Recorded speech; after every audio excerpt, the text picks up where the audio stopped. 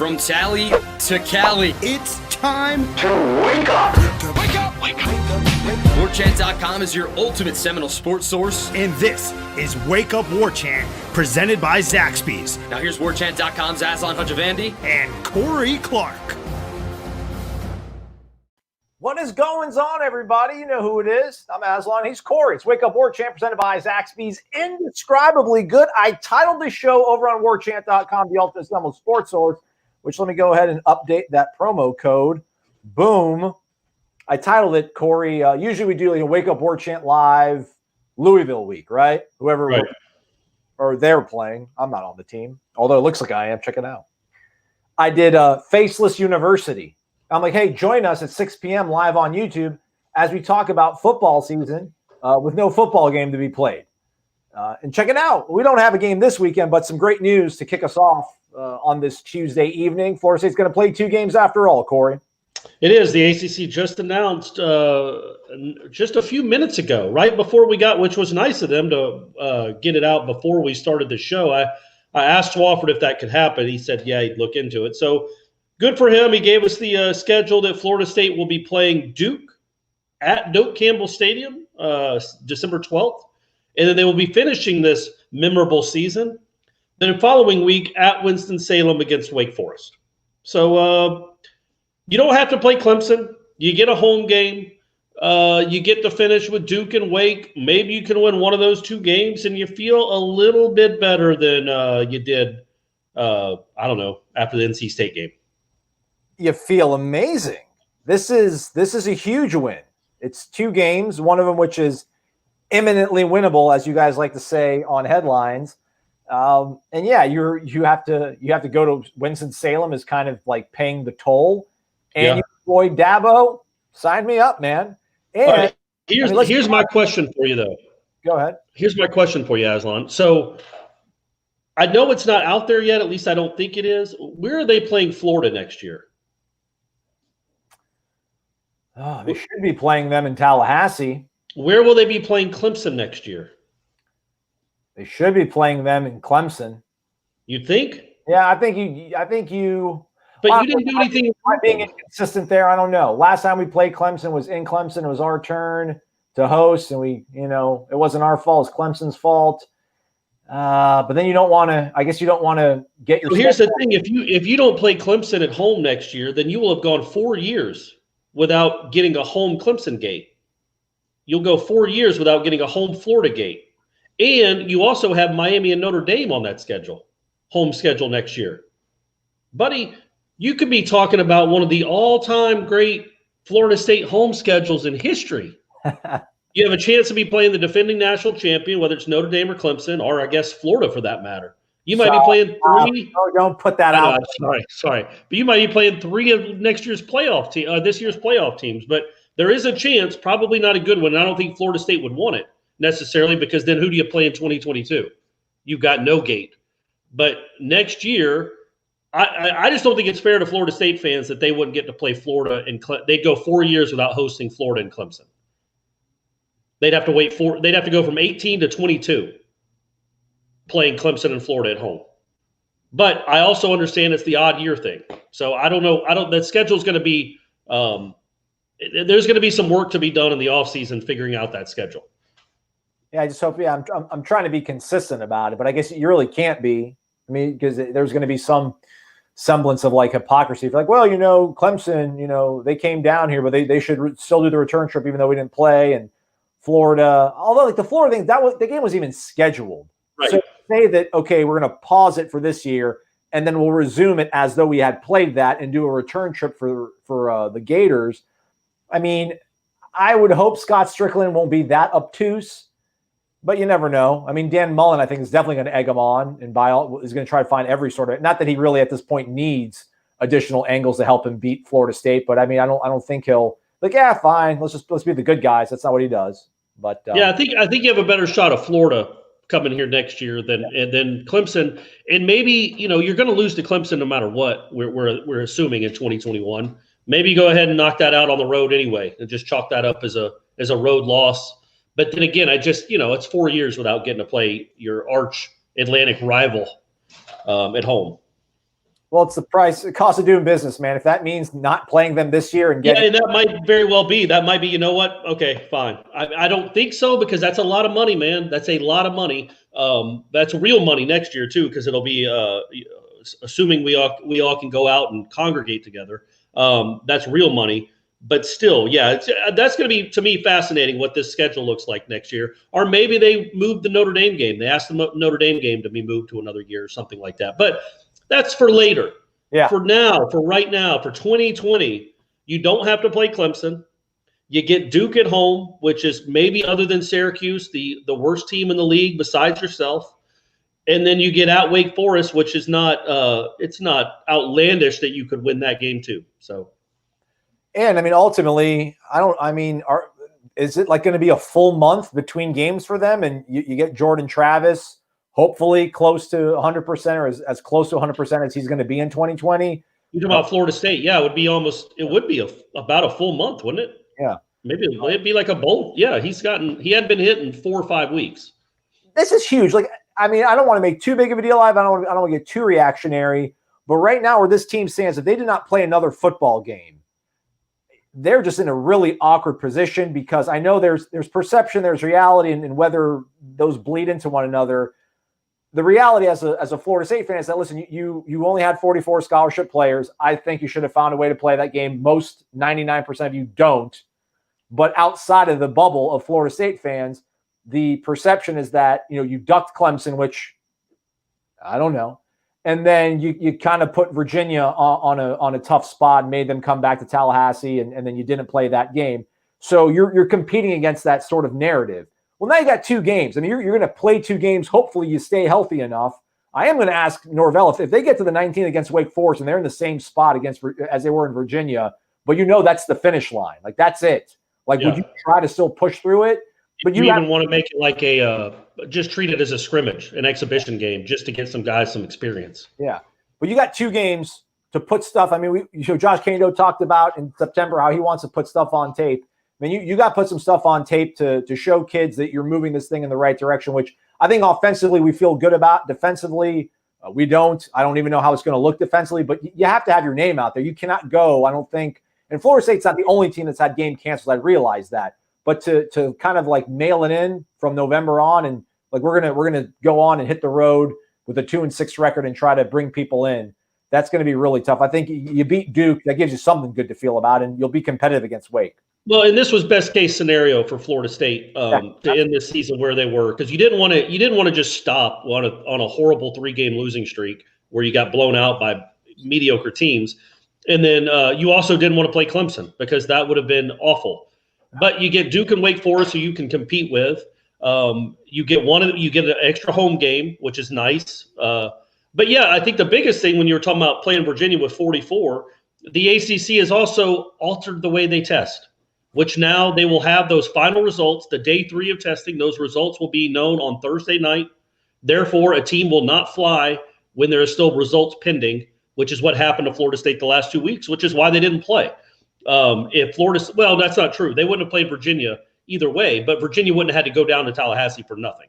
So at least now you'll know ahead of time. You'll know by Thursday night, which I just don't understand. I guess it wasn't that big a problem, but it just doesn't make sense that wasn't the case always.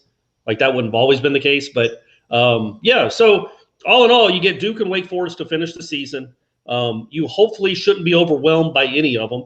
You've had a month off to prepare, so your best player on offense, now that La'Damian Webb is, who knows, opting out and maybe opting out of the university, we'll see. Your best player on offense is Jordan Travis, and he'll be back, fully healthy, you think, at least for a while. And you go from there. There you go. Hey, maybe Chubb will be back. Hey, maybe. Marlon says, hit the horn, Aslan. It's Marlon from Miami. I mean, there's rules. I'll hit the horn for this guy. That's where you hit the horn. I'll hit the horn for this guy, Engine Knoll, 98. Do you think he works on engines, Corey, or do we think he's an engineer? I think he's one of those guys that just has a motor that doesn't stop, and his nickname was the Engine. There we go. I like that one. That's a good way to say it. Uh-oh, why is my audio not working? Oh, no, Aslan. Oh, no. All the bad stuff is happening right now. Just do it yourself. There we go. There's the horn for you, man. Says he listened to this morning's podcast. You guys sound prophetic. Let's go. We did mention, I guess, Wake, maybe one of those games. And ultimately, so this is what happens to big picture outside of Florida State, is that Notre Dame and Clemson both have byes going into the championship game. And what's funny is now that became a talking point on Twitter, that now the SEC teams like Alabama and Florida will ask not to play their last games too, because the ACC is trying to set it up where they can get two teams in the playoff, which is smart. But also there was zero chance of Clemson losing to Florida State. There was no threat of Clemson not making the ACC championship game. Clemson has to beat Notre Dame in the ACC championship game. Notre Dame was going to beat Wake Forest. So nothing really changed other than they get an extra week of rest before they play each other. But if Notre Dame beats Clemson, Clemson's not going to go get in the playoff. And Notre Dame can beat Clemson again, even with Trevor Lawrence. But yeah, that's the bigger news, is that Notre Dame's Wake Forest game is now called off as well, because Wake Forest is playing Louisville now on the 12th. Oh boy, this is going to be interesting. But thank you, Ingenol 98. Yeah, that's very nice. That's too bad that I think Aslan's a little worried about his soundboard. I'm really worried. But we're not giving Ingenol the credit he deserves for popping 50 right away, getting the ball rolling. Well, this is what I'm worried about. So we had problems recording the podcast the other day, and I usually use these computers here. It's a certain brand. I won't name what it is, but we use that computer. I have two. I have one that Gene gave me, and I have a personal one. And neither worked. So I try to use this one, which is what we broadcast all of our live shows from. And I hit a couple buttons out of frustration. And I think audio is getting routed improperly. So we're going to take a phone call here. I hope it works, Corey. I don't know if it's going to. But let's go to our first caller. It's Virginia Beach, Virginia's own Gator Kirk. Gator, can you hear us? Yes, sir. I got you now. Thank goodness. Can you hear Corey? Corey, say hello to Gator Kirk. What's up, Gator Kirk? Can you hear me? How do I sound? Oh, yeah. Thank goodness. You sound great. Everyone sounds great. Okay. Sounds great. All right. What are we feeling? How are you? Hey, it's great. We get two more games. Fuller's got 2 games to prove himself. That now they're going to have, 4 weeks or so to practice. And, whatever defensive players and offensive players we have, they just got to step up and get it done. But my question, I had my question based on no more games. But so what we've seen this year, which one position group needs to drastically improve for next year? Well, obviously, when you're this product, all of them. But to me, man, we were actually talking about this on headlines today. Wide receiver, you've got to make a big step. You've got to make a giant leap out there, because right now you've got nothing you can count on. That doesn't mean that they might not end up being good players, but you've got nothing you can count on. And to me, the transfer portal would be the best way. I think you will be able to find some capable, talented wide receivers in the transfer portal that will want to come play in this offense. I think that's something that could be appealing, that you could get, 2, three ACC caliber wide receivers out there in the transfer portal. But you have to get better. You just have to. You have to get some guys that can make some plays. And I think the running backs, whether they have Webb or not, Webb would be a huge help if he stayed. But I think the running backs with Corbin and Toafili are good enough. I think with Jordan Travis, as long as he's healthy, is another running back, probably the best one you have. But out wide, you got to have difference makers, man, and game changers, and it sure doesn't seem like they have them. So to me, that would be the first one. Defensively, man, just all of them, every position group. The end, man. You need a pass rusher. You need a speed pass rusher. You need somebody that has to be accounted for. Hey, I don't need Bjorn Warner. I'd love Bjorn Warner. Can we get like a Tank Carradine? Tank Carradine was the real deal now, man. He was something. He was a good player. He played in the NFL, but that's why I'm just trying to be a little bit practical. I mean, I don't want mules. You need horses to win the Kentucky Derby, but we don't necessarily need Secretariat. Right. Something good. Yeah, defensive end would be really super helpful. That's where I would go, because the same thing with the way I think quarterback is, obviously offensively, defensively. If you can pressure the passer with 4 guys, that changes everything instantly for you on defense. Yeah, sure. I think those are probably the 2 most important positions. I guess My thought being, I don't expect the defense to be any good no matter what happens in the transfer portal in the offseason. I do think there's a chance this offense with these coaches and a quarterback, if he stays healthy, either one of them, has a chance to be a high-scoring offense, like mid-30s, high 30s.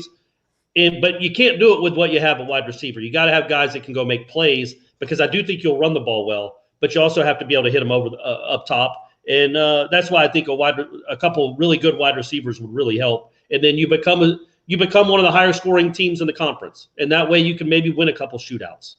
But yes, wide receiver and defensive end are both very, very important. There we go. By the way, your gift will be in the mail soon, Gator Kirk. I wasn't able to get to it today because my heater broke, but it's on the to-do list. No worries. It'll be on its way, man. No worries. My apologies to Corey for getting him in trouble today with the question on headlines. Was that about the hall pass, Gator Kirk? Celebrity. Yeah. Well, you didn't say celebrity. That you just said hall pass, and I said I'm not going to repeat it. I was just being funny. It was a funny joke. I was just being funny, Gator Kirk. But no, hey, that's not your fault. That's my fault. I also didn't know she was listening. All right. Well, I hope everyone out there is having a great Thanksgiving and has a great holiday season. Make sure you hit the like button, support Zaxby's, join Warchant, and always go Noles. And I guess it is kind of a Duke week anyway. Yeah. You'll have a great night. Thanks for taking the call. That's right, man. Appreciate it. Thank you, Gator Thanks, Kirk. Gator Kirk. Virginia in the hay house. I gotta be a little bit childish right here, Corey. Good Lord, the amount of pop-ups on this website is amazing. Let me see here. I got to pull it up here. I should have it ready before I shoot the guns off here. Where is it, man? Oh boy. Yeah, this is being very. Anyhow, let me pull this guy's up. Brett Hinshaw wants the smoke. The host is dumb. ACC rules, you need 54 players to play. Right. Florida State had 44 scholarship players. 54 players. The walk-ons do count for the Big 12. I think the SEC is the only one that has the actual 53 scholarship players, which is what gave Mississippi State the out to not go to Athens, but they decided to play. I feel like the first sentence still applies, though. Yeah, maybe. Just in general, just in life, it applies. Hey, so Gator Kirk was asking. He asked us who our hall. We're going to mute Corey because Corey's going to talk. He's going to talk about me that way. So we'll put him on hold there. Let's go ahead and grab a call from Daryl. I think Daryl's been waiting in the queue for a long while. Let's bring him on into the show. Daryl, what is going on? How's Thomasville, North Carolina treating you? Oh, it's kind of cold today, boys. We up there around that 44, 45 degree mark, but so the wind's been blowing pretty hard. But other than that, we're doing fine. All right. So how you doing, Aslan? How you doing, Corey? There we go. Corey's back out of. He's out of. I'm good, buddy. Thank you for asking. My question is, I know we're having a lot of guys opting out all over the country, and it seems like with FSU, we don't need a lot of guys opting out with the amount of players that we have available at this time of the year. Is there something going on at Florida State with coaches and players, or is it just guys wanting to opt out for just any kind of reason, or is it coaches and players not getting along? Yeah, that the La'Damian Webb one is the only one that's really bothered me. The Asante Samuel one made sense. He didn't even know if they were going to play again. And he's going to be an NFL player. He's going to be an NFL draft pick. Why risk it for a 2-6 team? I get that. Corey Durden, sure, fine. Marvin Wilson makes sense. Tamorian Terry was kicked off the team. Like, there are reasons for some of these guys to be opting out. The La'Damian Webb one, because he's one of their guys. Like, he's a Norvell recruit. That's the one that bothers me, maybe the only one that bothers me, because, number one, he's only played like 3 or 4 games at top speed. He needs the reps. But also, he's a newcomer. He would be a sophomore again next year. They recruited him here. They featured him. When he was healthy, he was their guy. And then all of a sudden he's opting out, and maybe the way that thing is written, it sounds like he might be off the team or trying to go somewhere else. And that's where you wonder, okay, what's going on there? Like, even your own guys aren't buying in. Like, it makes sense that Corey Durden didn't buy in. He's had 3 coaches in 4 years. It makes sense that Asante Samuel wants to go to the pros and not risk anything for an awful team with 2 games left. But, man, La'Damian Webb has a whole future. And he's been a guy that you've touted as being like the future of the offense. And then he's going to bounce too. That, to me, is a little more than a little problematic. But I don't know. We can ask Norvell on Wednesday, and we'll see what he says about La'Damian Webb. But that to me is a little bit troubling, right, Aslan? He's the one. I mean, there's, when I saw it, obviously it's not a good thing. I mean, some of it adds up in terms of, I guess he's got a little bit of homesickness. Maybe wants to go play closer to home. Although, I mean, he committed to Mississippi State. He played junior college football in Mississippi. I mean, I think he's actually technically closer to Opelika here in Tallahassee than he was playing at Jones County Community College, and he did that for a year or so. It's a bit dubious. It's been interesting because we did see a lot more Jayshon Corbin, and I've kind of been in the belief of, Jayshon kind of had a nice niche doing those 4th and 1 wild runs. I want to see much more Webb, but there were some games where he didn't play. There was games where his reps were limited. I think his cousin actually tweeted out something about him not being happy, at least the cousin, third person talking about, La'Damian maybe not happy sharing the ball. But I mean, anywhere else he's going to go. I mean, people talk about maybe him trying to go back home closer to home in Auburn. That's a pretty full depth chart too. But it's a bit curious as to why a guy like him who, had a really good game, is instrumental in helping them beat a top 5 team, now is like, I'm gone. And I mean, I'll pull the tweet back up, and you folks who are listening to this on podcast, I mean, the fact that he's like, I'd like to thank Coach Norvell and his staff and FSU for allowing me to attend the university. You don't say that if you're coming back. Yeah, I made it based on what is best for me and my family. May God bless the Florida State family. Yeah, I don't know that you'd say that if you were going to be at spring practice in April. Yeah. So. Yeah, again, it's if he doesn't want to be here, he doesn't want to be here, and you got to win with guys that want to be here. That's the first step. But you can't keep losing really talented guys. This was a guy that was a difference maker that they brought in with this class.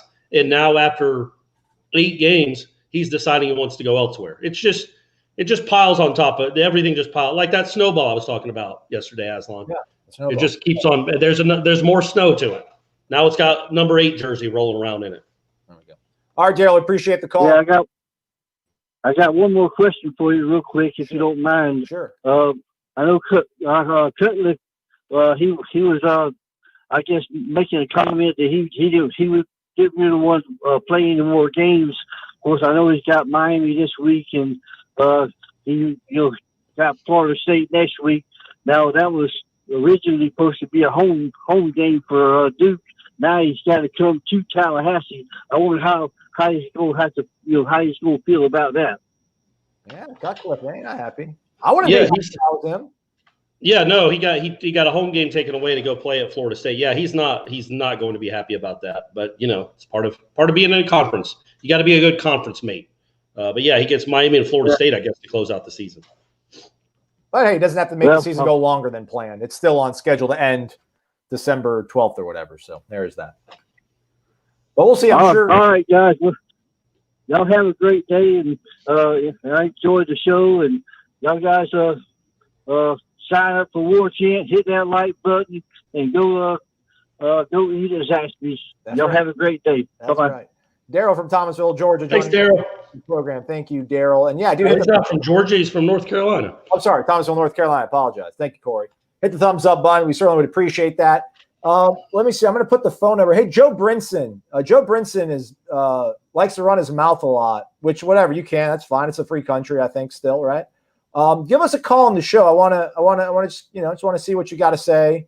If you have articulated thoughts on things. Are you challenging people now? No. He likes to post a lot on. He's got Twitter fingers or YouTube fingers. He likes to say that we make a lot of excuses, that we're soft. So if you want to call, go ahead and give us a call. We're here. We'll be here for the next 45 minutes or so. But in the meantime, Corey, let's see if my soundboard now works, which is going to put a lot of pressure on this to happen because it's going to be much well-deserved. Look at our guy, Shane Kirkland. Man. Look at Kirknell. What are you doing, Kirknell? Come on, please work. Please work. Oh, it's not working. Oh, Aslan. Failed you, Kirk. Failed you, Kirknell. He just gave us $200 and listened to the podcast. Do the horn again. There There you go. There we go. He wanted clarification on Webb if he's leaving FSU or just opting out the rest of the year. We touched on that a little bit there. Obviously, again, just bizarre tweet. Although I liked Ira's tweet that warm regards will go down as maybe the best sign off in total history. I also like to whom it may concern. Yeah. Like, hey, if anybody out there cares about Florida State football still, your best running back is probably leaving. Yeah, there's no clarification on that. Shane, by the way, thank you so much for that donation. Please don't apologize for not donating last week. You've more than made up for it. You don't have to donate at all. We still like you, but that's awesome.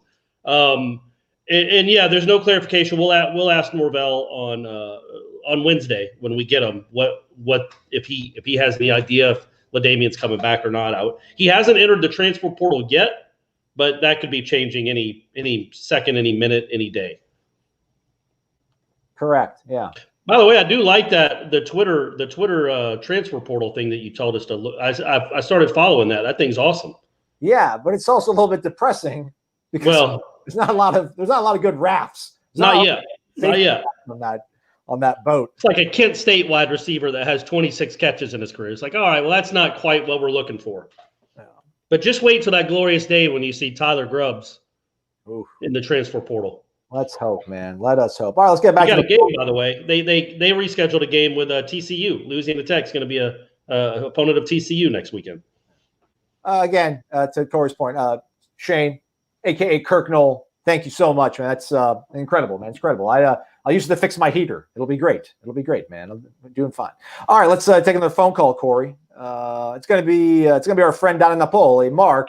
What's going on, Mark? By the way, this is what I like about the show, Corey, is that Mark, I think, has got a very optimistic, rosy view of this university, this program. He loves it. Sure. I think you provide a little bit of good balance about that. Little, carrots and sticks. Things aren't that good, but it's going to be good. I'm pretty negative overall. But yet he calls into the show. He posts every week almost on Renegade Express, and now he calls into the program. He's able to deal with, differing viewpoints. It's amazing. It's crazy. He's a grown-up almost. What's up, Mark? What's up, guys? Appreciate that, Aslan. You can only right now focus on something positive. God knows we've had enough negative news last week. Corey got his wish today. I think he wished it into existence with two games left and no Clemson. So that's good. That's incredible. That couldn't have worked out any better. And you get to go to beautiful Winston-Salem right around Christmas time. You get to see Snuggy Hill all lit up with Christmas lights. It's perfect. Hey, let's take Snuggy Hill this year. Now, if there was ever a year, right, socially distanced, of course, but if there was ever a year to just jam pack that hill, this is the year, because I don't think anybody else will be there.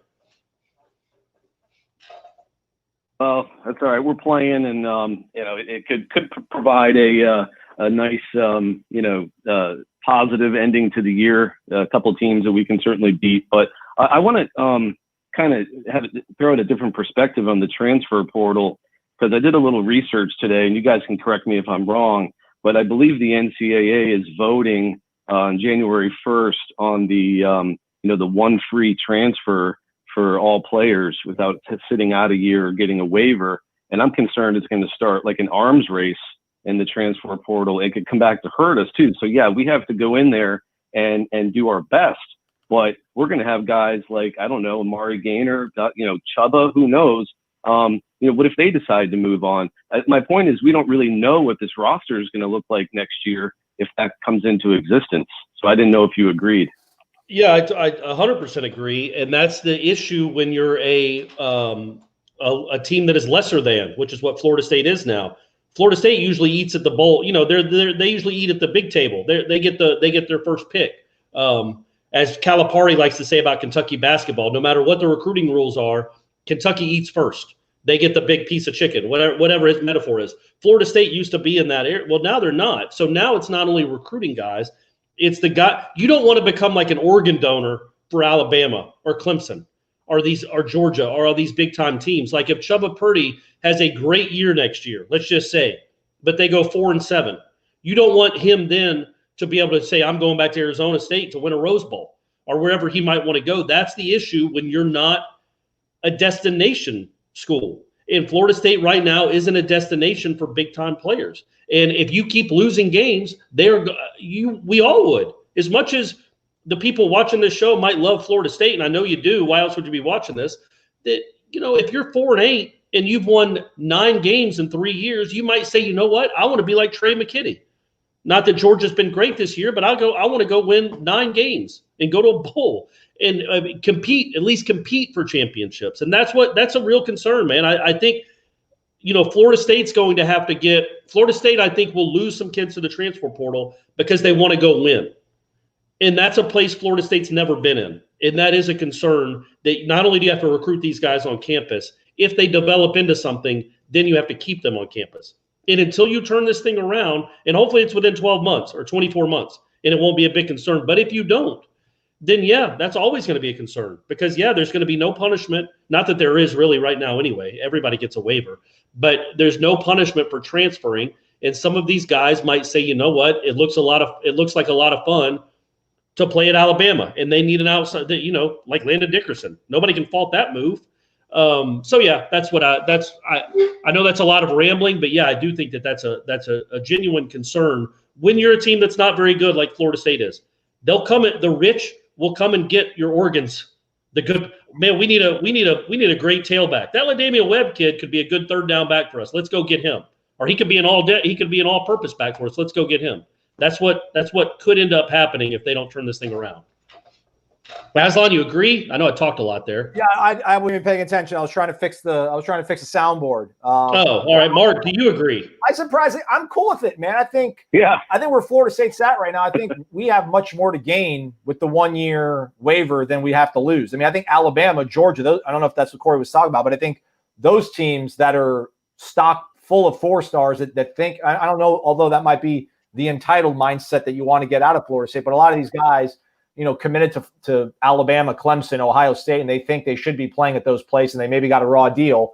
Yeah, man, go and pluck those guys. I mean, those are the guys you have to maybe if you do have a good player, like if Amari Gaynor goes off next year and has 130 tackles and 12 sacks, you will have to recruit him again in that offseason because he might want to go say, you know what, I want to go play at Alabama and win a championship, or I want to go to Ohio State. That is something you have to compete with. And overall, though, it's not like it was when we were growing up. You knew what the roster was going to be. You're like, okay, we got a bunch of freshmen. By the time they're juniors and seniors, they could be a very good team. We've got to keep them together, keep the core together, and you keep growing up. Now, man, you have to re-recruit these guys every year because there's going to be always somebody telling them they can come somewhere else. And if it's this easy to go to another place, then, it could be problematic. But I also think Aslan's right. Not only will you get some of the guys they just can't they don't have a role in a Georgia or Alabama. Maybe they want to come to a place like Florida State. You also get the guys from the lower programs, like a Tyler Grubbs that wants to go play in a big conference. So you could get like guys coming from better programs and guys coming from worse programs, and you're getting the best of both. But you're also going to lose a few, as La'Damian Webb is probably pointing out. Yeah. There you go. All right, Mark. Thanks for the call, man. Yeah, thanks. You guys have really been bringing it lately. I know it's not a lot of, great X's and O's to talk about. So appreciate the, just the real commentary. And I'll be ready to go on Renegade Express this week. Go Noles. And let's just bring Duke down here and beat something down. Come on. One time. Wail on him. Mark from Label, man. Thanks for the call. We appreciate it. Thank you, Mark. Thank you, buddy. Co-founder of Wives of Warchant. I got to get that thing off the ground running here. That's right. Hey, by the way, Kevin Saldana, if you're out there, he sent $10. He posted a question, but now it's fallen off of our feed because there's so many questions coming in. So Kevin Saldana, if you're out there, man, leave your question. Let's see if this actually works. I've been working on this. Hopefully I fix it. Probably not. Oh, yeah. Finally, halfway through. You did it. We're back in business. That was for you, Kevin. Come back home, man. We're here for you. I thought it was going to be somebody else you were calling out. Oh, no, we're good with that. No, I don't see Joe Brinson hasn't called in. And there's Joe Brinson. If we get boat race these next 2 games, They still won't hold. See, this is what he does every day. Every day we do a show. He's like, they won't hold him. It's just I care about Ray Pereira. Let's go, Ray. Welcome back to the big circle, man. Let's go. Dollar bills, y'all. By the way, I bought this shirt and it had the new logo. So I bought the old logo and had it sewn over. Oh, all right. Nice. And you're wearing Florida State gear because you were called out for that last week, too. Yeah. You know, Ray was the first guy. I was like, hey, why don't you wear some Florida State stuff? I'm like, all right. He thanks us for not opting out or hitting the portal. Although I don't know. I finally got a LinkedIn after all these years. Uh-oh. No, I'm kidding. I don't have a LinkedIn. Everyone's like, you don't have a LinkedIn? I'm like, no, I don't have a LinkedIn. We need some good news in this program. Let's go. What? Hey, you're right, Ray. I think the good news is that there's 2 football games. One of them, which is very winnable. And, yeah, that's it, right? I mean, we're losing La'Damian Webb. Yeah, there's no other good news at all. None. The basketball team starts playing. It's funny. We were talking about, and Ray, you're the best. It's incredible. Thank you very much, man. It's very, very nice.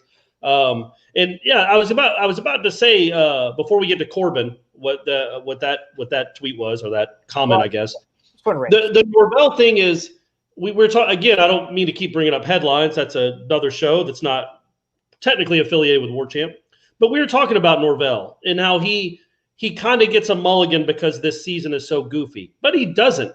You know what I mean? Like, the administration probably gives him a mulligan, but I think it's fair for fans to be like, what is this? I think it's fair for fans to wonder about all these guys opting out. I mean, you just think about the 12 months he's had, from Marvin Wilson to, La'Damian Webb to Dabo poking at him, to 2-6, to getting blown out by Miami, to getting COVID. Like, everything in these 12 months is like something out of a tragedy. And you're waiting for like good news to happen, but right now it's just straight up like terms of endearment. But I understand why Florida State fans, some anyway. I'd be if we polled 100 fans, I wonder how many. I don't think any of them are excited about Norvell. You know what I mean? I don't think out of 100, maybe there's 2 that are like, yeah, this is the guy. But I wonder how many are like, this has been a horrible mistake. Because I don't think it's fair to say yet, after 8 games in this world, that it's been a mistake. But you can definitely say that they have not coached well. They have not been coached well. And that something is going on when the team keeps, defensively.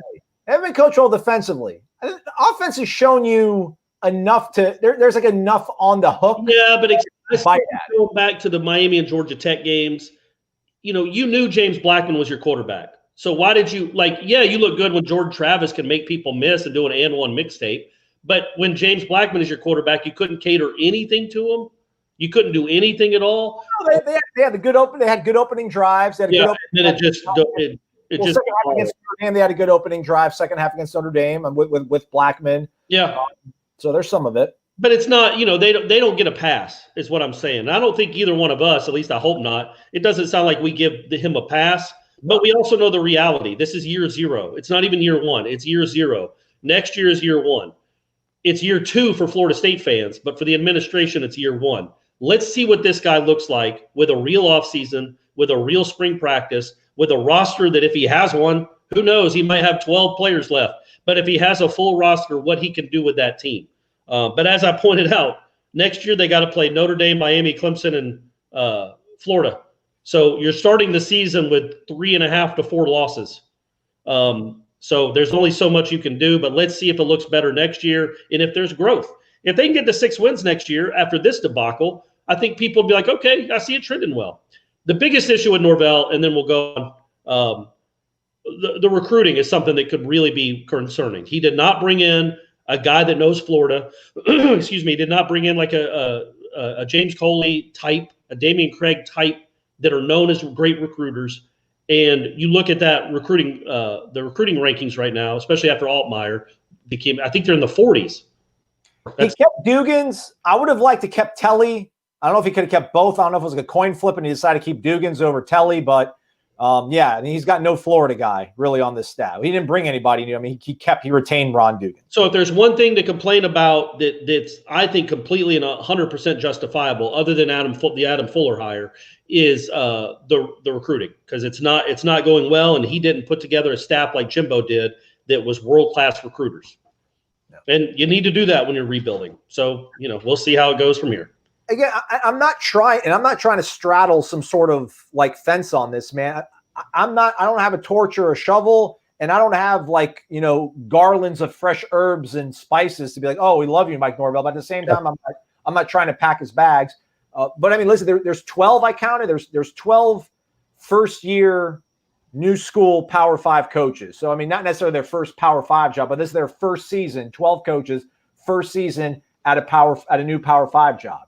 Mike Norvell is tied for last in winning percentage with Mike Leach from Mississippi State. Two guys, I think, Colorado and Washington, Carl Durrell and Jimmy Lake, they're both undefeated. Jeff Hafley here in the ACC, he's at like a 66 winning percentage. Eli Drinkowitz in Missouri's doing pretty good. I think Arkansas is fairly happy with Sam Pittman. So, and Lane Kiffin at Ole Miss. There's a lot of the fan bases that are happy. They're in the midst of the honeymoon. They're loving it right now. Yeah. Florida State, right now, Mike Norvell, I mean, he's at the bottom. Literally, there's 12 coaches. He and Mike Leach are tied for 11th at the bottom. So that's a real thing. But again, I mean, the Adam Fuller, that's a real hit. That's a real knock. The lack of recruiting ties, that's a real knock.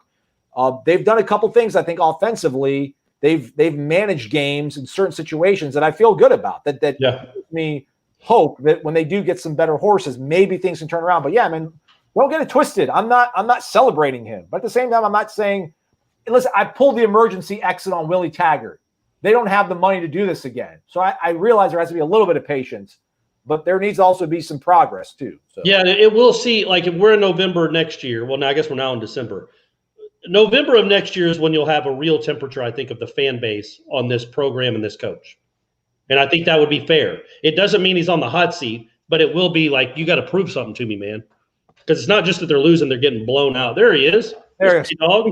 He sent $10 more. He sent $10 more. Kevin, you didn't have to do that. You could just post it, but we appreciate it. I'll give you a little. How about a little bit of this? How about a little bit of this? How about a little bit of this? If I can actually pull it up, but I can't pull it up. Go ahead, Corey. Talk. Oh, all right. He's not a big pillar. He's not a small pillar. There are no small pillars, Kevin. Yeah. There are no small pillars, buddy. Don't think of yourself that way. And you look pretty. Looks like he works out a little bit, doesn't he? And anybody that wears a shirt like that's showing off the guns. Gripping it high and tight too. Maybe he can come teach about. Yeah, that's right. He could. He says he was just saying that he believes it's going to take a special recruiting class like 9 or 10 to get the ball rolling again, to get momentum going. Well, you're not getting one of those. Yeah. So you're not. You're just not. Jimbo was dialed in down there. Jimbo had been recruiting some of those kids for Florida State for multiple years, and they were excited that he was going to be the head coach. This is a completely different situation. So you're not getting. By the way, thank you for the money. That was very nice. You are going to have to turn it around with on the field success. This is different than Jimbo. You can't get the horses yet, in my opinion, until you show some kids that were until you show the horses out there that you know what you're doing and you're going to build a winning program. And then once you do that, they'll come. But this is going to be the opposite of Jimbo. It's the chicken before the egg, or the egg before the chicken. I don't know exactly who's who in that scenario, but you're going to have to win games, and then the recruits will come in, because you can't recruit to this. Like LaMarcus Joyner, if he was at St. Thomas Aquinas right now, there is zero chance he's coming to play for Florida State right now. Who would? Why would he? Why would Jeff Luke? Why would Telvin Smith? Telvin Smith would have gone to Georgia. LaMarcus would have gone to Clemson or Alabama or Miami, I guess. There's no chance you're landing those kind of guys right now. So you better give them a reason to come, and that's going to be on Saturdays with the way you play. We got 3 callers in the queue, none of which are Joe. I'll let feel a little bit back as Joe uses his real name. Yeah, don't be calling people out. He says if our coach had as much passion as Salon, I'm Salon, coming at me, maybe the kids would buy in. Until then, we will wallow in the excuses and losing seasons. That sounds like a compliment to you, by the way. Yeah, I know. I mean, you do have passion. Hey, man, I'm not happy, man. Like, I'm not happy. You shouldn't be happy either, but you shouldn't go at us. I don't know, like, why it's friendly fire, man. We're on the same team here, man. We all want to see the same stuff. We don't like this at all. I melted down 2 weeks ago after the Pitt game. I had a meltdown. Joe's mad that like we're happy that they ducked Clemson. Joe, why do we want to play them? I mean, like, I don't know. Maybe like I wouldn't be talking this much about like the Gators because I wouldn't want to give the Gators a satisfaction. But like I have different levels of animosity for like, hey, they got us this year, man. Like, I don't want it. I don't want it, man. There'd be nothing redeeming about that. I don't want it, man. I don't know. But if I'm soft, I'm soft then. Anyhow, let's get back to the good stuff. Shane, Kirk, What are you doing? What are you doing? Shane, what are you doing, man? What are you doing? Shane, what is a total of 3? He earned another 100. He tells you to drink some it's for White Claw money. Drink it to keep you warm till the heater's fixed, he says. Yeah, look at that smile on his face, too. I know, like man. In 2014, your team had just won a national championship, and then you just beat Oklahoma State, although it was a little question. You got a little dicey there at the end, and you're like, okay, this might not be the team we thought it was going to be. But still, your team had just 1-0, number one in the country, coming off a national championship with a Heisman winner. Look at that smile. Can we get back to those smiles, Aslan? Is that possible? Is anybody posing at Doak in 2020 after the game with the score 48-6, and they're just all, hey, look, we're here. Man, Florida State fans, it's been too long now. Whatever deal Jimbo made with the devil, it's paid. The debts are paid. Let's get back to at least being competitive in football games. There we go. Shane, I can't thank you enough. Thanks so much. Thank you, buddy. Mark Adamczyk back in the house. He calls in. He's also known as Matt AMC. He gets all of it. Dollar bills, y'all. By the way, I never saved my layout, so I don't have my Wu-Tang or my Pastor Troy. So I'm sorry. I know that hurts you personally, Corey. I thought it is a disappointment to you. But Mark says 100 bones for Corey to get the same sweater that I have on. Love it. Matching outfits next week. Think of the ratings. Let's do ugly Christmas sweater. Corey, you want to do that? Yeah, we can do that before the weight game. Yeah. Or after the weight game, I guess. Yeah, we'll do. I'm sure I can find a Cosby sweater up there somewhere I can throw on. I guess you're not allowed to say Cosby sweater anymore with the implications that has. But Bob Saget sweater, maybe. Yeah, that's right. By the way, somebody asked where I got this. I got this from Garnet and Gold. This was like a limited edition thing they wore 2018 before the Florida game. So it's kind of bittersweet. That game wasn't good. Also, the first time I wore this was Jeff Cameron's charity bowling tournament. And literally, I come home, I unzip it, I reach behind and grab my sleeve, pull my sleeve off, and I ripped the cuff off the sleeve of this like $90 jacket. But I saw a lady who does alterations in Tallahassee, Sunshine Alterations. Give her a shout out. Oh, look at you, man! Nice. Fix it for $20, and we're back. We're back in the winter. Mark, you're the best. Either way, you're the best. I don't know if I can pull off a sweater like that. It's a little too thin man sweater for me. But Aslan likes to wear his stuff a little more form fitting than I do. But it's a nice sweater, man. Cream colored. I like it. It's off white. It's cream colored. I like it. Yeah, it is. Oh, nice. All right. Ed Lamock's in the house. Transfer portal can kill us or hopefully help us as we keep losing guys. And I don't know. I think hopefully, by the way, Ed, I appreciate it. Thank you very much, Ed. Ira put a story up that, seemed a bit prescient because, La'Damian Webb obviously announced that he's opting out of 2020 and looks like he probably is also going to leave the program, it seems like. The numbers game here, I wonder if Mike Norvell is going to be kind of forced to a point. I remember that Willie couldn't get rid of guys allegedly because he didn't want to get an APR hit. I wonder if there's a certain point where Norvell just can't lose any more guys because you're like a 25 player limit and you can massage the numbers. You can count them towards future classes and past classes. But the thing is, I'm pretty sure they've been full. They've been at 25 like the last 2 or 3 years. So they can't count backwards and they can't take too many guys to count towards future classes. So the portal can be a big boon, but man, they can't go and sign like 40 players. It's not going to work that way. But hopefully they can again. And they've done a pretty good job. Like Devontae Taylor was a good pickup. Fabian Lovett, good depth. Jarian Jones, hopefully something starts percolating a little bit. Miko Dotson is healthy next year and is a big part of the team. So they got to find. They got to get some. They're going to lose some. Obviously, they've already lost one But they need to find some guys that can play. Ray Pereira says, I just want our defensive backs to quit opting out of press coverage. Or like opting out of making a play. Although, hey, Brownlee, we still remember that. I know it seems like it was a year and a half ago that he caught a ball between his legs, but that was good to see. Maybe they can build off that. Maybe they've just been practicing that for the last 4 weeks. There we go. Back to it here on YouTube. When we get to these callers, I promise I'm not going to make to all of y'all because we're at the 50-minute mark, but we're going to try to get to at least 2 of you guys. JK64_99 with 25 bones in the pot. Appreciate that. Getting back to last week, not affiliated with football program. That Zeus in the avatar, he says, that's his bulldog. There's maintenance for bulldogs, Corey, but it's worth it. Here's my question. If FSU gives up big numbers the last 2 games, does Fuller not return? That's a great name for a bulldog. Zeus. Zeus, that's incredible. Zeus or like Butkus. Yeah, that would be a great name too.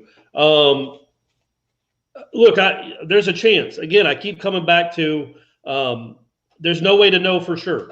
Is Norvell going to be the guy that's like, it's not fair to judge him on this season because it's been this season, and I don't want to be judged on this season, so it wouldn't be fair to me to fire someone after 1 year. But at the same time, it's your program, man, and you've been around this guy now for 2 years, and I feel like it wouldn't just be necessarily. And then you're also admitting that you made a bad hire, and some coaches are a little too egocentric for that, too proud to admit so quickly that they made a bad hire. But if you do know you made a bad hire and it's not working, you got to rip the Band-Aid off, man, and go get somebody. Especially if you were going to, sometimes I think you might worry about, if I fire this defensive coordinator, he's got this relationship with this many guys in the recruiting class and they might look elsewhere. This isn't a recruiting class to worry about.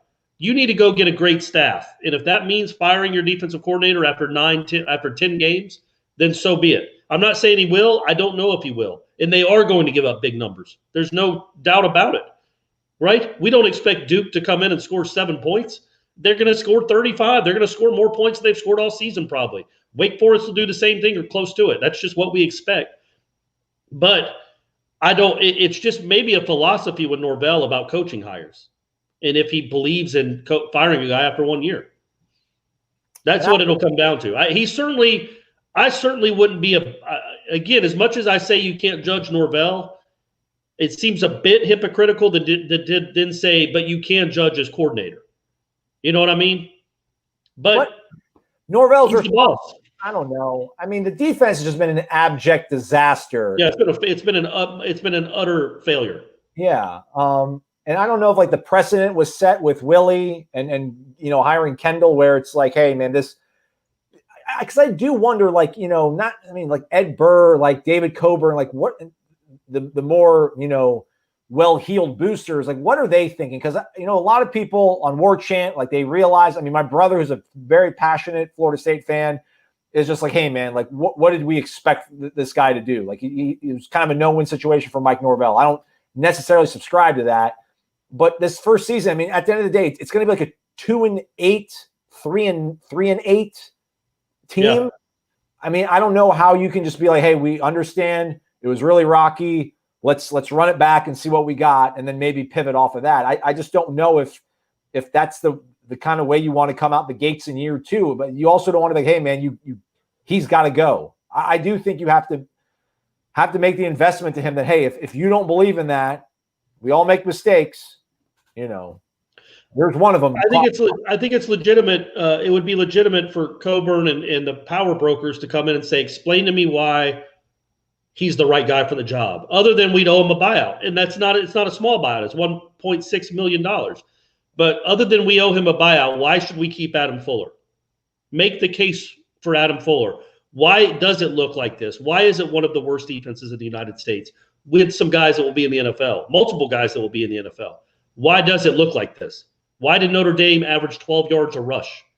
Why did NC State score 25 more points against him than they did against Liberty? Those are legitimate questions, man. And I think you need to have a good answer for it. Otherwise, yeah, I guess if they give you the go-ahead. But again, it's not my money. It's $1.6 million you'd have to pay a guy to not coach when you're already paying the guy in Boca Raton millions of dollars to not coach. They are currently, as we stand here, sit here, rather, they are 110th in the nation in total defense. Yeah. And there's a lot of power. There's a lot of Power 5 teams around them. Look at that. I mean, Illinois, Oregon, Minnesota, Syracuse, Wake. Hey, look at that. Wake's got a bad defense. All right, there's some hope after all. Where's Duke? Is Duke in there? Look at UCF. You get UMass. Yeah. UMass. Look at that. But yeah, I wonder how many of them have $900,000 coordinators, though, you know? Yeah. I will say this, though. Hey, Jeff Collins is supposedly a wizard on defense. And, well, actually, it doesn't work for that. Well, yeah, it does work that way. Or no, rather, at least he's better than Duke. I mean, we limited Georgia Tech to 16 points. Sure. I think Georgia Tech put like 50-something on Duke. So that's right. I would say if I had to guess, my guess would be that Norvell is going to treat Fuller as if he would want to be treated and say this is year zero, that he's coming back. This has been a crazy year. He didn't get an off season. We were all up against it. There's still some issues in the locker room, blah, blah, blah. Next year is the proving ground for him. And I'm going to give him another year to get better. But no, Corey, I mean, I think what you said earlier, you do this a lot. You say the right thing, and then you kind of soften your stance because you don't want to come off being so stark and like heavy-handed. No, yeah. I'm saying what I think he'll do, not what I would do. I think Norvell will do. You said it though, man, that you can't. You're not going to change his defense from a roster standpoint overnight, and that's a big part of the problem, obviously. But just because you can't get that one part done doesn't mean you can't try to solve another part of it. I do think he's around Adam Fuller every single day. He sees the way they perform in practice, the way they respond to him in practice, the way he does stuff in game, the way they respond to him in game. And yeah, man, he's going to make the decision that, listen, I mean, I don't want to put words in his mouth, but I think your viewpoint is correct, man. The way to fix this in the short term, and I think is a staff change, is a staff shakeup on defense. It just, you're not going to be able to fix everything in the portal. And then I don't know, like Amari Gainer's a good soldier.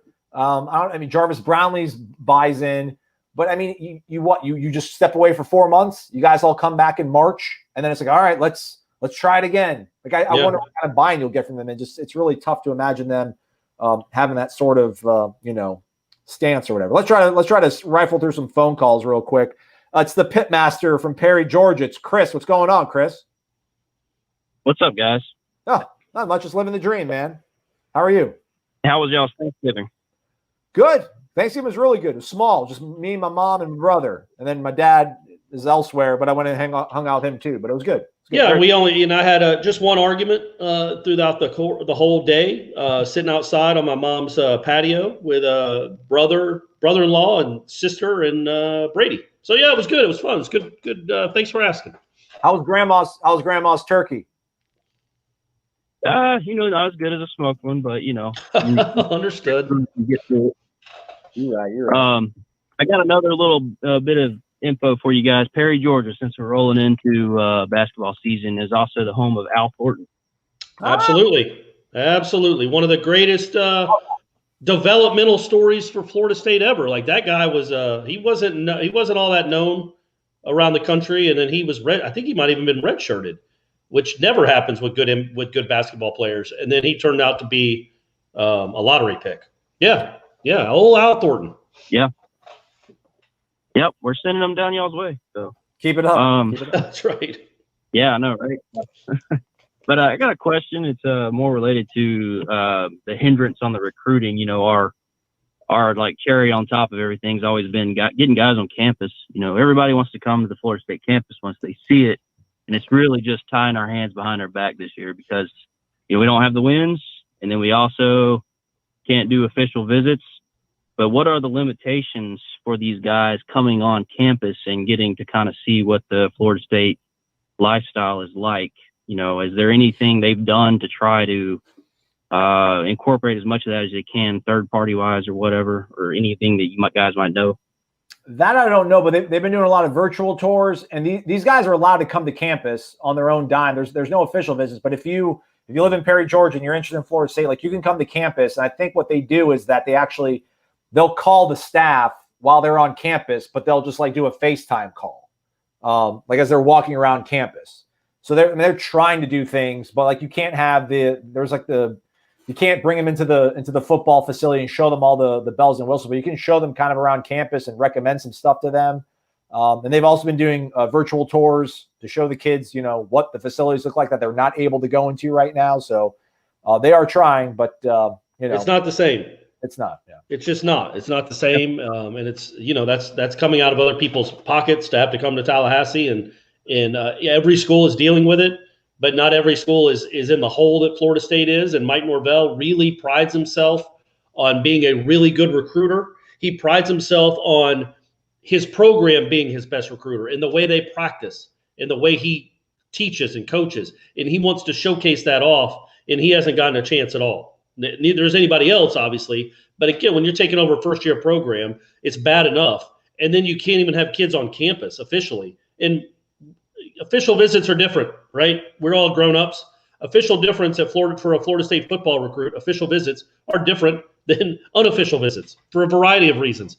None of that has been able to be exploited either. So it's just, or used is a better word probably, or illuminated, highlighted. A lot better than exploited. But yeah, so that it's a challenge, man. It's a challenge. And he says it every time it's brought up. He has this smile, like this knowing smile, that they're getting killed because they can't bring kids on campus. It's a bummer.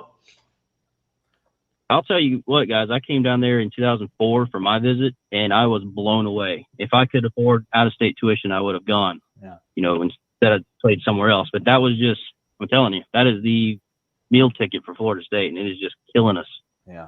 Well, that was a good year, though, Chris, because that's when they renovated everything. They renovated the weight room.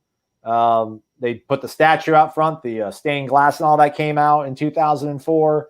Unfortunately, that weight room is still pretty much has been the same. So that's, Actually, it might have been 2005. No, 2004. Yeah. 2004 was right. Yeah. It's good. It's good. And they had a new dining facility. They rolled out the red carpet for everything. Yeah. But we'll see how it goes, though. We'll see how it goes. Hopefully, eventually they'll be able to start getting kids back on campus and things will start picking up. Appreciate the call, Chris. Yep. All right. Thanks, buddy. Let's see here. Let's get to Mike from Ocala. He's always got lots of energy. I think he called in a few weeks ago and we were not able to get to him. Mike, we got one other caller. If you could maybe keep it a little bit lean, we'd appreciate it. But how you doing down in Ocala, man? Doing great. I really appreciate you guys taking the call. Yeah. I don't really have a question so much. I just wanted to express my happiness that we got 2 more games coming up, with all the negativity that was going around. It's good to see that we still got 2 more games. And like Coach Norvell always says, is let's get 1% better, at least give the team something to work for. And I personally feel like the team's going to be able to get up for these games. I know these opponents, they're not huge opponents, but, at this point, Duke hopefully should be a win. And then Wake Forest is virtually a revenge game since they beat us last year. So we can go down there and get payback for them in the place where they beat us at. So, and big picture even, like we got a chance to beat 3 out of 4 teams from the state of North Carolina. So we could go 3-1 in the state of North Carolina through this year. And that, it could be something you can get excited about, at least in that state, you're like 75%. So I don't know. I'm just kind of just thinking about, just some ways that we could turn around because unfortunately, either way, it's going to end up a losing season regardless. But still 3-1 in the state of North Carolina, we could take that for now. Yeah. So that's where I'm at. There we go. That's right. See, Mike brings energy, optimism, man. Appreciate it, Mike. I like the positivity. We need some right about now. And you're right. It is cool that they're playing games. At least they're playing games. It's something to look forward to. It's something to talk about instead of opt-outs and decommitments. Yes, sir. Appreciate the call, Mike. Yes, thank you, guys. Have a good night. Thanks, buddy. You're not going to believe this, everybody, and I had evidence of it, but it's fallen off because there's apparently so many of you commenting today, which is super cool. But Joe Brinson actually threw $10 at us and said that he's not mad at us. He doesn't mean to come at us. He just. Did I lose Aslan or did y'all lose me? That's the real question right now, guys. It still says it's counting. Aslan is frozen on my screen. So, hey, guys. Hey, thanks, Joe, for the $10. We appreciate it. I don't take anything personally like Aslan does. And I really don't. It's been a pleasure. This whole season has been a journey unlike any other, really. There's been the downs, mostly downs, and up. There's a sky high up, and then it plummeted off a cliff. And then, we do our best. We try to keep people entertained. Aslan has the horn. I've got the moves. And we just try to keep Florida State football fans entertained. Also, basketball tomorrow night, something more to feel excited about. Somehow I've gone to the full screen. Basketball tomorrow night, that's excited about. 8 o'clock, North Florida. 0-3 North Florida, but they did win 21 games last year, so it might not be a cakewalk, especially when you have a bunch of new guys you're trying to incorporate. Look for Scotty Barnes, obviously, is the number one guy you're looking at. So Dar Calhoun is number 2. We want to see what he's got. And then also see if any guys have made some leaps. It's hard to tell after one game, but somebody like Anthony Polite, who I thought he gave them some really big minutes last year in some really big games. See if he's made even a bigger step. MJ Walker could become an all-conference type player maybe. And then we'll go from there. I don't know what I should do now, guys. I've lost Aslan. It's just you and I. I don't know how to even read the comments. I assume the money's just flying. But I'm going to go ahead and end the show. Oh, wait. I can't hear you. I'm going to get back here. I'm sorry. Corey, you were holding it down this whole time. I'm so proud of you. I was just holding court. I was holding court. I don't know. I think it's so cold in my house that like my modem and my router, because it's happened twice where it's pretty much frozen up. We have one more call. Corey, I love you, man. Way to go. Sorry to put you in timeout earlier. I don't know if anybody even heard that, but it was like a 3-minute run. Okay, good. There you go, man. See, now you're a pro, man. Nothing like watching a man drown live on television. Yeah, that was something. Jalen, how are you, man? What you got for us? Jalen. Oh, maybe you lost Jalen with the debacle of the last 3 minutes. Yeah, sorry about that. Or maybe you heard me talking like I was and just hung up. No, it's I think everything crashed, so I had to restart everything. But Michael Carpenter says that I opted out. It all says that I opted out. I did not opt out. Derek Neal wants a score prediction. I don't know if he's talking about basketball tomorrow or. I'll say basketball. I'll say Florida State 81-68. Okay. By the way, we got the women. We don't call them the Lady Noles, but we got Florida State women's basketball team playing right now. The Gators playing the Gators. Yeah. 45-39 without Sue Simmerow, who is legitimately opted out for this season. Brooke Wyckoff is the coach for the year. By the way, thanks to Redbeard. Redbeard also sent us a super chat with, I think, $40, which definitely is worthy of this crashed too, so I can't even play the siren for everybody. Oh, there it is. There we go. He wants to know, Corey, when you're going to do the Pillar Appreciation Barbecue. Well, that's got to be. Look, I think vaccines are going out sometime this month. I feel like April and May will be good to go. I feel like, and plus that's more barbecue weather anyway, isn't it? We do need to have a Wake Up Warchant appreciation party. Maybe we'll have it around the spring game. Something that people will be in town for. So we'll have people come. Joe Brinson's can even come. Yes, you guys can hug it out. By then we'll all be hugging each other. Yeah, Joe Brinson said, I don't have any issues with neither one of y'all. I really like the show. Tough season all around, a lot of frustration, but at the end of the day, it's wins and losses is what coaches are judged on. And Joe, I'm telling you, I hope you heard me after the Pittsburgh game, because that's as I was going to say I can never say that word. Apoplectic as I've ever been. Just you're not going to just lose games. You're just going to get boat raced every game by teams on 4-game losing streaks. That's just what you do. There's no excuse for it. There are plenty of excuses for why this team is bad. Plenty of them. A lot of people to be blamed. Norvell is one of them. But there were people that came before that are to be blamed too. I don't think there's any excuse, in my opinion, to get boat raced like they did by Louisville and Pittsburgh. And that's where the frustration came in. So I'm with you, buddy. We're all on board this train, trying to get it back on the tracks. All right, Jalen. And Redbeard, you're the best, man. You are a pillar. You're all pillars, though. You're all pillars, but obviously, Redbeard, I think we'll have an appreciation party, and then the pillars get like a VIP treatment, like you get to crash at Aslan's house. There we go. Hopefully, my heater will be fixed by then. Thank you for calling Collins Hey, I'm Studios. gonna try to get this thing fired up, Jalen. Call me, man. Call us. Enter your He said he was 6-digit waiting PIN. forever. Feel really bad. Technical difficulties, not your fault. Try to call back in the next 30 Welcome, seconds. host. In the You are now meantime, in the Corey, host room and can manage your let's callers thank from the everybody call-in studio who web helped out. interface. Redbeard, Joe Brinson, JK64_99, Ed Lamox, Kevin Saldana, Mark Adamczyk, Shane Kirkley, off the top rope like twice. Ray Pereira, Enginol got us started off too. So we do appreciate you folks. You guys are the best, but just people watching and listening to this, you're the best too. We really do appreciate it. It's been a trying season. We're trying our best over here. As I said in my 3-minute soliloquy, we're just trying our best over here. Aslan's technical issues notwithstanding. Somebody was like, Corey was the Rock. Look at Corey carrying the show. You know what's crazy is it focused on me on the whole screen. Like I went full screen. I put you full screen when it died out, when it petered out, so then like it wouldn't just see me like frozen. Oh, okay, all right, good job. Do you have your best joke? Yeah. What's Whitney Houston's favorite type of coordination? Oh gosh. Oh, I don't know. Hendai.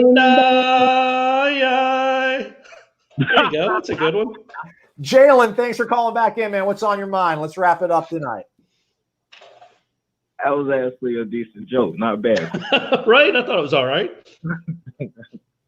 Yeah.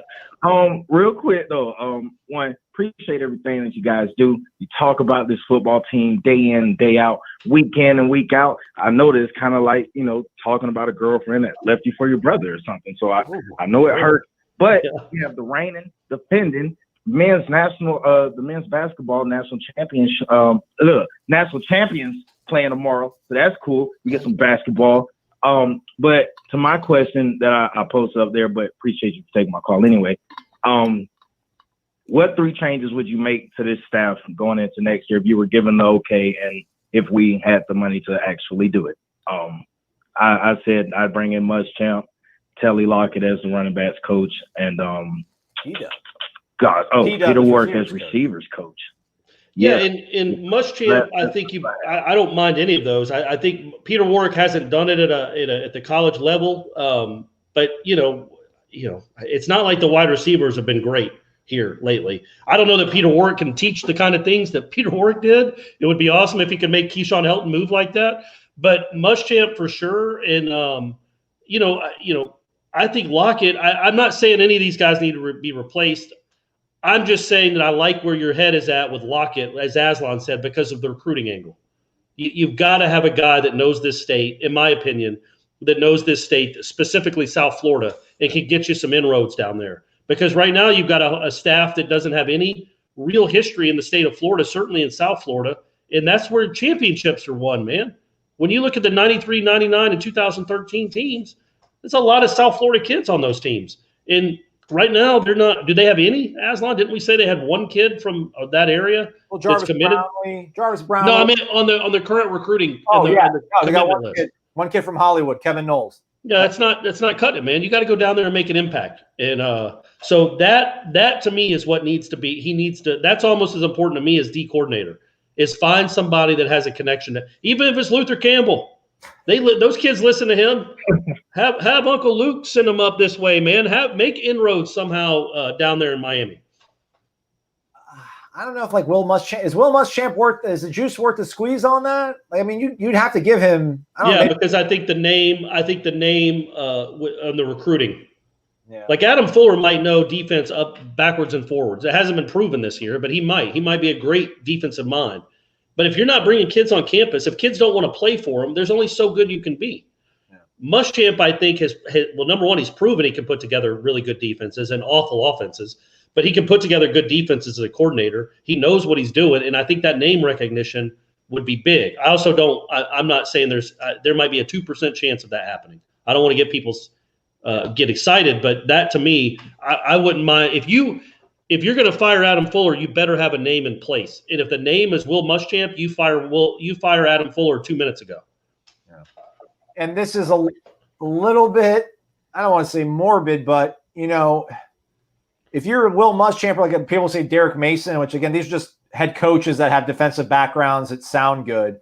But if you come here and your side of the ball does pretty good and things don't work out in the next 2-3 years, You get like an interim label, maybe win a few games, and then you can be the head coach of Florida State. That's really thinking way down the line. But Telly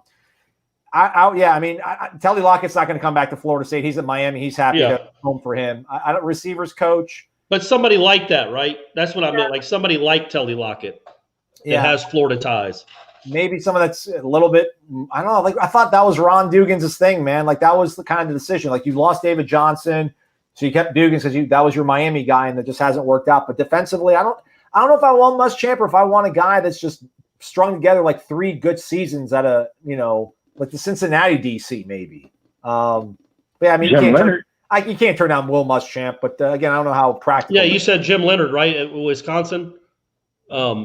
Yeah, he's good. Yeah, he's a good defensive coordinator. I just think again, we have to remember it. Yeah, most of these guys are getting paid all this money at these big schools. No defense. Some are better than others, but they all know defense.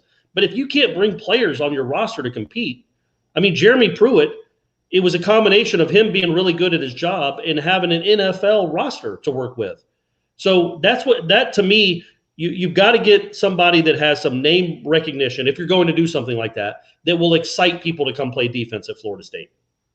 The good ones, not just the 2 stars, but the 4 stars. Start doubling up those stars. All right, Jalen, thanks for hanging tight with us, man. Appreciate the call.